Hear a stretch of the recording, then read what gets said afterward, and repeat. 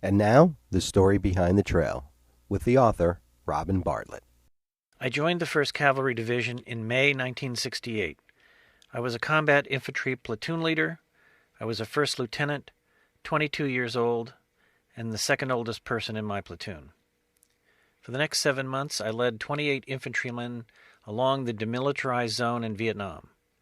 A combat infantry platoon leader always walks at the front of the platoon. The platoon is typically strung out along a 150 to 200 meter line with 5 to 10 meters between men.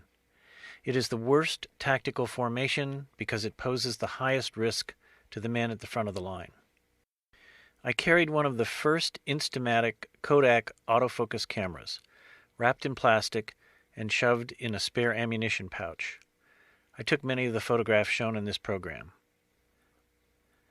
My 5 remaining months were spent at division headquarters, assigned to the 14th Military History Detachment. Our motto was, "You fight it, we write it." My job involved going out to the scene after a battle, accompanied by a combat photographer and a combat artist. I interviewed the soldiers, including wounded still in field hospitals. We took photographs, drew maps, and pieced the battle together. Frequently, our report was the first clear indication of what had actually transpired.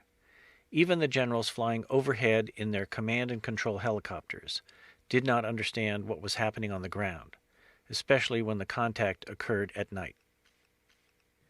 In the spring of 1969, the 1st Cavalry Division was ordered to redeploy. When the Army packs up, it's common to trash all non-essential items. My office or tent was across a dirt road from the PIO, or Public Information Office, the group responsible for the division's newspapers and press releases. I noticed a pile of photographs in a barrel and was told it was a slush pile of combat photos that was going to be burned, and I could help myself. That is how I came to rescue the photographs in this program. The combat art in this program was also in the slush pile. It was a binder of watercolors, a dummy of a book proposal.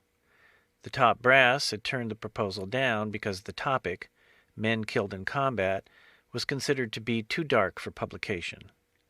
The combat artists and photographers shown in this program are unknown, except that they were assigned to the Public Information Office of the 1st Cavalry Division in March of 1969. My essay was first published in Army Digest magazine in April 1969. My objective in writing The Trail was the same then as it is today, more than 35 years later, to give readers an appreciation for one of the most frightening and horrific experiences any human being can have, to walk point down a trail in combat.